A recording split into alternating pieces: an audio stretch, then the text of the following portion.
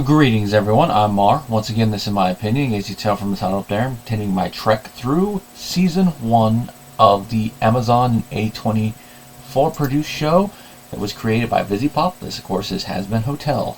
This is Episode 2. This is Radio Killed the Video Star. I always love a good title that is a nice little reference to pop culture. And in this one, it makes sense. Now, this episode reintroduces the character from the pilot Sir Penches, now voiced by Alex Brightman, and introduces a few of the overlords, other than, of course, Alastor. Here we get to be introduced properly to the V's, characters we saw in passing in the pilot, along with some of the other overlords. And unlike that, where we just saw them in passing and got a little bit of what their gimmick was going to be here, we're introduced to them proper. And we also get to see Charlie going a little bit more into what her idea for the hotel is, because she's actually going to try it. And those are essentially the two plots of the episode, the A and B plot. And they kind of intersect a little bit when it comes to Sir Penches and why he's going to the hotel. Episode starts, it seems like a normal day at the hotel, then all of a sudden Sir Penches shows up in his old "Face my wrath." A nice little way to introduce him here, because he's got his war machine and he's got his egg boys with him, like he did in the pilot. He's attacking, he's mainly there to get Alastor, and Alastor is just chilling there. And I just saw my Alastor's like, who are you again? Just so Alastor, and this is where you can definitely tell that show Alastor is really coming into his own, that Amir is really coming into how he's interpreting the character. And for those that don't really like the show take on it, this is the episode that really has me scratching my head with it. Like, okay, maybe not as over the top with it, but the humor is there. The dryness of his humor is there, but he can also come out and be a little jolly, but it's in spurts, because he does it selectively, like someone who sells with their voice would. Especially when they're off the clock, as it were.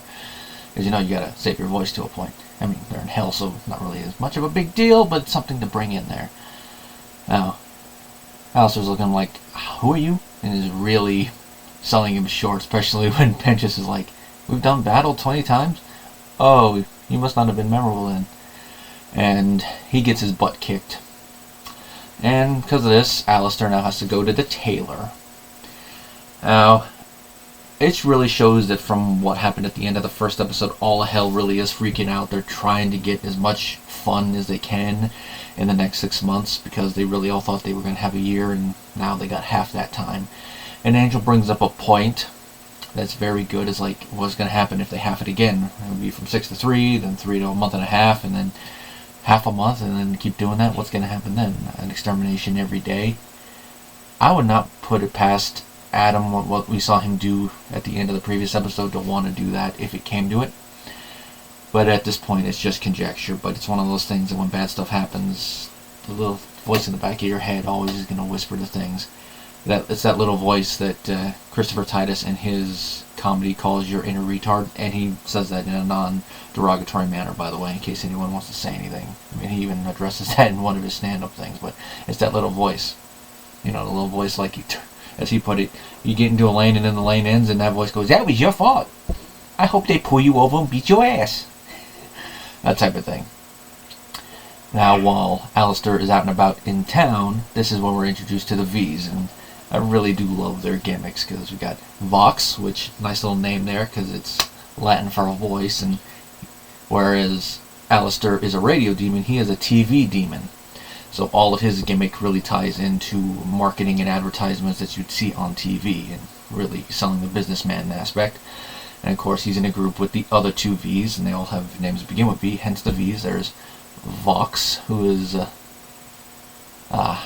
think I might have typoed on the name there. Christine Borlée, if I'm pronouncing that right. I'm sorry if there's a typo on here. Borlée, I believe, is the last name, correct though. Oh, wait a minute, that's Vox, never mind this. Oops, I'm sorry. Lily Cooper is the one that voices Velvette. Christine Borlée voices Vox, and of course Valentino is Joel Perez, and really throwing that Latin flavor there. But they all work off each other well, and their voices for the characters really fit them. But, you know, Vox goes, talks with Velvette, and she is one of those ones that really design stuff, kind of think the Devil Wears Prada type character. And she really is into fashion, and it's definitely a millennial into post-millennial type of character, how heavily she is on the phone, the type of fashion she wants, looking at stuff, and being like, like when she sees the wrist ruffles, burn it like the witches who wore it, till she finds what she likes. And then, of course, using stuff like fuck you in a manner that's supposed to be nice. And then, of course, Valentino. This episode, we don't really get a lot of his character other than his chemistry with the other V's, other than he owns Angel's soul. And he really goes back and forth in whether he's being nice or mean. And he is a dick. That's really all we get from him in this episode, but we're going to get more in the following episodes. But here, that's enough. Just like with Angel, we get a little bit of foreshadowing in the trauma he has, just in how they draw him in certain scenes, especially later on when Penchik goes to the hotel. There's a couple moments there where I'm like, oh, that's foreshadowing. It's stuff, you would definitely notice on the first watch, but watching it again, you're like, ooh, nice. And now Vox throws a hissy fit for two things. He throws a minor one when he finds out the news about the Angels, and he creates something off the fly in order to use it to try to make more money. But then when he finds out that Alastor is back, he really throws a hissy fit, and this, of course, leads into the first musical number, Stay Gone, which there's a nice little song with Vox and Alastor, which, really does show off their characters and their relationship, and it's a rivalry. Maybe they were friends at one point, but here definitely it's gone into a rivalry thing where it's more Vox really hating Alastor, and Alastor really showing his playful troll trickster side of him. And when he gets into the song, or Vox brings it up on the news and is like, oh yeah, we're really going to show him off now. I'm going to make him wish he stayed gone. And then he's talking about the radio demon coming back and saying that, yeah, we've changed in the 7 years he's been gone. And now his medium's dead and on its knees. And then Alastor interrupts and then starts pointing out that Vox is insecure, pursuing allure, chasing this fad and that is nothing working. Which is a really nice little condemnation of marketing in general. How they jump from one fad to another, and then when something no longer works, they jump to something else. But it's also beyond marketing. I guess you could say that's also a big fad for TV, movies, and books. That when a fad is popular, they really go on it. I mean, look what happened when Twilight made vampires cool again. Look how many vampire things came out, and now it's like a rarity other than like a couple other things. Just like in the 80s, you had two big fads going on. You had the slasher movie, which got very derivative by the end of the decade, even if they were entertaining. And you also had the big action movies with the big burly men. And of course, decades prior you had westerns, and of course now we have superhero films, which is starting to go down. And then of course the whole streaming platform, I guess you could say, that it goes from that, which is kind of interesting. A streaming show has something on there that you could look at and be like, that's a condemnation of the platform it's on. And it's also a little shot at Velvette, if you think about it, but it's more pointed at Vox. And then, of course, he pivots and is like, is Vox as strong as he purports, or is it based on his support? He'd be powerless without the other V's. And I like when it cuts away to the other V's. They're like, yeah, he's right, just the looks on their face.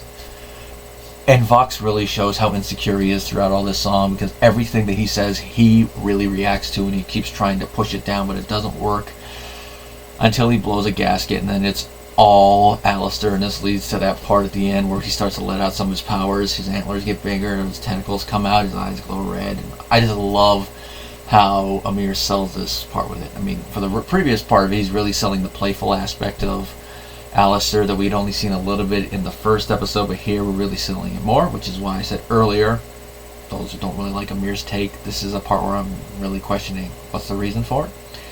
I mean, not over the top, but he really is showing that aspect of the character in his delivery here. And then at this point, we get a mix of the darkness of the character and a little bit of that playfulness where he's like, let's begin, and then goes all throughout that part, and as his power leaks out. And then the song ends, we hear Vox crying in the background, and he goes, fuck! Because he knows he's screwed, or his attempt there was screwed and undone by Alastor. Now, in order to get back at Alastor and to try to undermine the hotel, especially considering that it's being run by Charlie and Angel is there, the V's send in Sir Penchik as a spy. And he really does try to make it clear he's not a spy. Everyone except Charlie seems to have like little hints that something might not be there. Mainly Vaggie and Angel, because they're the main ones that say anything. If the others have any thoughts, they don't really broadcast them. Because we don't really hear anything from Husk. I mean, Nifty is happy that he's there, because when she saw him during this fight with Alastor, she's like, oh, bad boy. And this is where we really see she's bad boy crazy, especially when he comes back. She's like, ooh, the bad boy is back. Jumps on the Mariah speaker, never leave me again. And of course, tying in with the I'm pretty sure she's harmless thing. Keep that in mind, that's going to come up later in the show. And then of course he apologizes to Alastor, and Alastor is like, I'm definitely going to remember you now. Now whether or not he's being fully serious or not, it's up to interpretation, but I think he's saying that just to get under Sir Pentious' scales. And of course he's also thinking like, there's probably more to this. This guy would not just come here and do this without any other reasons. If he's doing it to attack me, we'll see if he does it. It's going to be a matter of when, but there's probably more to it. And they go through all of Charlie's things to try to rehabilitate sinners. And the main one that comes to mind, of course, is the roleplay one where Angel is role-playing with Sir Pentious. I am a bad man who never got enough hugs. Where is an innocent kid I can sell crack to? I love Sir Pentious. Sir Pentious really gets into it with the costume and all that. We're all bright-eyed, but Angel's like, who wrote this crap? Which is funny considering the previous episode he was the one really into it, but he's probably doing that just to get under Husk's skin, whereas this one, it's his insecurities coming out, especially since Charlie had said something earlier in the episode when Pentious arrived, being like, he's our first proper person here, and then seeing he and getting all the praise and all that really is playing on his insecurity. But it's also probably a little jab at the fact that the industry he works in, porn, does not have the best dialogue in it. And then you combine it with the poor performance, you're going to be like, I don't believe you. And that will just kill the whole watching experience. Whereas here, it's probably like more the insecurities, but there is that nice little thing there. And of course, he gets caught by Angel when he's trying to put a camera in, and when he tries to get pulled out the visa, like, you already got caught? Yeah, kill yourself. And Charlie really does show how much of a person she is that believes in other people when it leads into the second song, because everyone else really wants to get rid of Pentious at this point, and when I say everyone else, it's mainly Angel and Vaggie. I mean, Alastor's there, but he's in the shadows, probably watching to see where this is going to go. And she's all like, it starts with sorry. So that just shows that Charlie really does believe in people, and she is really she's willing to give them another chance when it comes to redeeming themselves, especially if they're going to really believe in it. And I think that's part of the reason why she also is still trying with Angel, even though he's made it pretty obvious he's only there for the free room, that she's going to try until it's obvious that he's never going to be redeemed. And of course with Alastor, she's going to try anything, even though she knows it's probably never going to work with him. But here, since Sir Pentious made it, even though he was doing everything before and it was just a cover, she's still willing to try with him. And that's the whole purpose from her part of the song. That's your foot in the door, one sincere sorry. And of course Pentious, like, who could forgive me? I don't deserve your amnesty. Now this whole song, not only does it serve that story purpose, but when you look at it, you could put it in as an allegory or a metaphor, whichever one you want to use, for when someone asks for forgiveness. Now there's the whole thing that they could ask for forgiveness, but you don't really need to give it. And then of course there's the little side thing that it has to be sincere, one sincere sorry. Not one of those sorries like when we were kids and your parents forced you to say sorry and begrudgingly you were like, I'm sorry. No, a legit one. Like, they're legitimately sorry for doing something wrong. Like I said, you do have the option of not forgiving them, but you need to look at it and be like, are they really asking for forgiveness just because it's what's expected of them, or are they legitimately sorry for what they did? Like, they looked at what they did after taking a step back or two, and they're like, I really fucked up there. So there is that. And that's partially what Sir Pentious is saying in his thing, is like, who could ever forgive me even if I was sincerely sorry for what I did? It's like, I've done too much wrongs, and what I've transgressed here is too big. And there is the one part of this song that has become big, TikTok famous, that been used in thousands of videos, and my favorite, of course, is the D&D Murdo Hobo one, when the Murdo Hobos ask, "Can't we just kill him? Shoot him and spill his blood?" Charlie's DM, "That's an option you could choose," which is true. You could just simply kill Serpentius here and there and be done with it, but as she puts it, who hasn't been in his shoes? And Charlie, being the character she is willing to extend that hand and forgive him for it if he really is going to try to make the effort. Even with the two people behind her being like, "Come on, let's just get him out of here." Like, no, let's at least hear him out and see if he at least will make the effort. And Pentious, by the end of the song, seems like he is going to make the effort, and as we're going to see in subsequent episodes, he is trying. And it is a nice heartfelt moment. Now, out of all the songs, this is probably the second one I listen to the least often, the one I listen to the least, or basically not at all. I will address when we get to it. This could be 4 episodes time, and it'll be the eponymous track of the episode, by the way. Now, this one I have to really be in a mood to listen to, but it is definitely a good song, especially for how it fits into the theme of the episode, bringing Serpentius fully into the hotel fold. And then, of course, the little comedic moment afterwards where Nifty saw the whole thing. She's like, "I hated that song!" That strikes me as a little bit of self-insert for some audience members. "Why do you have to be so lame? Not a bad boy." Kicks him.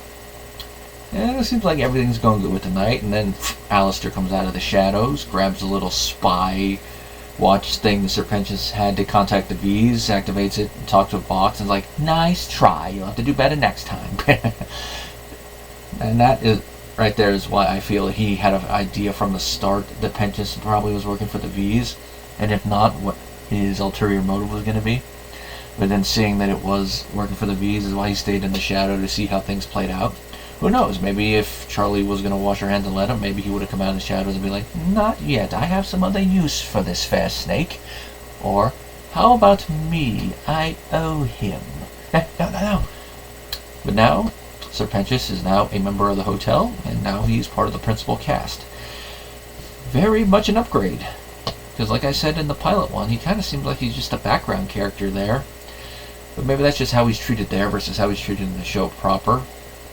And also maybe it's some comments I've seen in the sections where that's where he came off to them, which, yeah.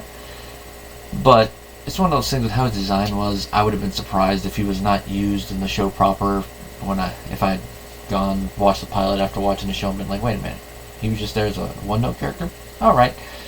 It's one of those things like, it doesn't hurt, but it's like too overly designed to just be a one-time appearance character, but sometimes that will happen. I mean, sometimes on sitcoms they'll get actors that have big names just to play a one-time character, even if there's a connection to a lead character, and then they just go off to the void, never appear again, mainly because his asking price was too much. But of course here, it kind of makes sense to get Alex Brightman to do it. I mean, he voices 2 other characters in the hell of a verse anyway, so might as well have him do that. And of course, he did, like some of the other characters that were recast, he takes notes from the pilot voice, gives his own spin on it, and I love his Serpentius voice. He really does add to it, and he has a great comedic timing. And there's not really a lot of moments where he's trying to be intimidating in this one. It's mainly the beginning part of it. And it really plays into the comedy where he's trying to be intimidating, but he fails. And I think that's why he never would have been an overlord or anything. So him trying to redeem is probably the best, that he has done bad things in hell, even if it's mainly stayed low level. And of course, with the spoilers, which I'm just going to mention there, we've seen kind of why he ends up in hell, so he's one of the perfect candidates for being at the hotel. And that's really all there is to talk about in this episode. I already mentioned one of the notes I put down, and the other one is that radio waves are used even for 21st century technology, so even though Vox and Alastor have their little rivalry, and Vox is all going like radio is a dying medium, it's like, technically your medium still does utilize radio waves to a point. Granted, in hell it might not be quite the same, but it's the same technology, so it's something you gotta mention. And of course now, we're going to go on to episode 3, which is going to be an interesting episode because not only do we get to see the Egg Boys do a little bit more, we're introduced to the rest of the Overlords, and we get a song I kind of slept on because I don't really remember it from when I first watched the episode. Maybe it just went to the back of my head because of the headspace I was in, but when I re-listened to it by itself not long ago, it became one of my favorite ones. And if it hadn't been for it being too late in the year, it probably would have ended up on my Wrapped.